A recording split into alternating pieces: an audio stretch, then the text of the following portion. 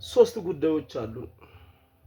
አንደኛ የአዶናይ መታሰሩ ጉዳይ መታወቅ፣ ሁለተኛ የወላይታ ዘመን መለወጫ የሆነው ግፋታ በዩኔስኮ መመዝገቡ፣ ሶስተኛ የሚያደርገው ደግሞ የዚህ የጌዮ ጉዳይ ይሆናል ማለት ነው። ጋዜጠኛው ሶፎንያስ የምር በአዶናይ ጉዳይ በጣም ነው የደበረኝ። ስሜትን ሳወራ በጣም እንጃ ከፍቶኛል። ግን አሁን ትንሽ ቀለል ያለ ነገር ምንድነው ብለን ስንል አዶናይ ተጠርጥሮ የተያዘበት ጉዳይ እንዳሰብነው ከመንግስት ጋር ምናምን የሚያገናኝ ነገር ሳይሆን የሀገርን ባህልና ወግን የሚያጠለሹ ልብሶችን ለብሶ የተገኙ ሰዎች በሚል ታሪክ ነው። ይሄንን ደግሞ ከዚህ በፊት በሰራሁት ቪዲዮም ላይ ደግሞ ብዙ ሰዎች ሲሰሩ እንደነበሩት በዚህ እነማን ናቸው? ወንዱ ጃኒ፣ ኢቫን የተባለች በጣም የሚያስጠላ አለባበስ የለበሰች ማለት ነው። በቃ እርቃኗን የሚባል የሚያስጠላ አለባበስ የለበሰች ልጅ እና ከዛ ሁለት ልጆች አሁን በስም ማራቃቸው ሁለት ልጆች አሉ፣ 5 ይሆናሉ ማለት ነው። ከዛ አዶናይ ከመያዙ አንድ ቀን ቀደም ብሎ ደግሞ ጆሲ ተያዘ። ጆሲም የተያዘበት ምክንያት አሁንም ከዚህ ከቲክቶክ አዋርዱ ላይ ከነበረው አለባበስ ጋር ተያይዞ ነው። አሁን ወደ አዶናይ ጉዳይ ስንመለስ አዶናይና ጃኒ ዕለት ዕለት የለበሱት ልብስ ምንድን ነው? አዶናይና ጃኒ አንድ ላይ በቁጥጥር ስር ሊውሉበት የቻሉበት መንገድ ምንድን ነው? ይሄን ስንመለከት ያው አዶናይ በብዙ አይነት መንገድ የሆነ ሰዓት ላይ ጠላቶች ማለት እንዲበቃ ሀሳቡን የማይደግፉ ሰዎች መጥተው ነበር። አንድ ቀን ወይንም 2 ቀን ቀደም ብሎ እዩ ጋር በመሄድ መሰገጥ ተው ቃሉ ይረብሻል፣ ብዙዎቹ ተረብሿል ካለ በኋላ መልሶ ደግሞ ምንም ኢፌክት የለውም ተባለ። ከእዩ ጋር የሚያደርጉት ቃለ ምልልስ አሪፍ ነው፣ ያው በቃ ምክክር ነው፣ ኖርማል ነበር። እዩም ቀጥል አለው፣ እሱም መቀጠሉን አጸደቀ። አሁን ከእዩ ጋር የሚገናኝ አይደለም ከኖርማል አሁን ከቃላቱ ከሰግጥ ፈምስ ጋርም ሳይሆን የተፈጠረው ነገር ምንድነው? ካለባበሱ ጋር ነው። እስኪ ዕለት ሁለት አዶናይ ምንድነው የለበሰው? ሱፍ ነው የለበሰው። ዕለት ሁለት ጃኒ ምን ለበሰች? እንደውም ጃኒ ዕለት ሁለት ከእጩ ከነበሩ የቀኑ ዘናጭ የተባለ የቀኑ ምርጥ ልብስ ከተባለው ካታጎሪ ላይ እጩ ነበረች። ከዛ እጩ ሆና ሳታሸንፍ ስትቀር ዲዛይነሯ ዘውትር ደንበኛዬም ስለሆነች እና ልብሱም የተለየ ትርጉም ስላለው ሊሸልማት ብሎ መድረክ ላይ ጠርቶ አዋርድ ላይ ሽልማትም ሰጥቷታል። አሁን ነገሩ ከምን አንጻር ነው የታየው? ማለት ምንድን ነው የሚለውን ሀሳብ ለማሰብ ሲሞከር በጣም ምንም ግልጽ የሆነ ነገር የለም። ግን በትንሽ ጊዜ ወይንም በአጭር ጊዜ የሚመለስ ይመስላል። ይሄን ላችሁ ነው። ሁለተኛው ጉዳይ ደግሞ እንኳን ደስ አላችሁ የወላይታ ሕዝብ። ወላይታ የዘመን መለወጫ የሆነው ግፋታ በዓለም ቅርስ በዩኔስኮ ተመዝግቧል። ይህ ማለት ትልቅ ነገር ነው። ኢትዮጵያን ወክሎ በማይዳሰስ በሰው ልጅ ታሪክ ላይ የሚመዘግብ እንትን ነው። ዩኔስኮን የማያውቅ ሰው አይኖርም። እዛ ላይ መመዝገቡ ነው። ሌላኛው መጨረሻ የሚያደርገው የጋዜጠኛው ሶፎንያስ ጉዳይ ነው።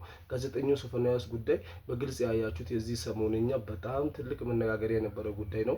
እጅ ከፍንጅ በሚባል ደረጃ በቪዲዮ የሚታይ ማስረጃ አለው። ይሰራበት የነበረው አሻም ቲቪም ጠርቶት ሊያናገረው ሲሞክር ጸበል ገብቻለሁ ብሏል። ይሄ ነገር ድርግቱ ወይንም ጌይ ወይንም ግብረ ሰዶሚያን የሚባለው ሀሳብ በኢትዮጵያ ህገ መንግስትም ወንጀል ነው። እንትን ብቻ ሳይሆን በህገ መንግስቱንም ነው። ሃይማኖት አለ፣ ባህል አለን፣ ከዛ አልፎ ደግሞ ህገ መንግስቱንም ነውና እንትን ምለው ሜቢ ትኩረት ከዚህ ሀሳብ ተነስቶ ወደዚህ እንዲመጣ ያደርጋል ይሄ መታሰርና እንደው ቢቻል ትኩረት መሰጠት ያለበት ጉዳይ ያ ይመስላል። ከዛ ውጭ ግን ሁሉም የአዶናይ ደጋፊ የሆነ ሰው እየሰሩ ያሉት ነገር በጣም ደስ ይላል። አሁን አካውንቱን ፕሮፋይል ውስጥ የገቡ የቲክቶክ አካውንቱን ኮፒ ሊንክ እያደረጉ ሲወጣ እንዳይደብረው በሚለው ነው። ግን እንደ ጆን ዳንኤል ሆነ እየተባለ የሚወጣው መረጃ ውሸት ነው፣ አይሆንም። ምክንያቱም አዶናይ የተጠየቀበት ወይ የተከሰሰበት ወይ ለጥያቄ ነው ይፈልጋል ብሎ ፌደራል ፖሊስ ይዞ ሄደው ለጥያቄ ከሆነ የተፈለገው ደግሞ ተጠይቆ ያለው ነገር አብራርቶ ይመጣል። ከዛ ውጭ ደግሞ ጋሽ ሰሌ በጣም ያሳዝናሉ።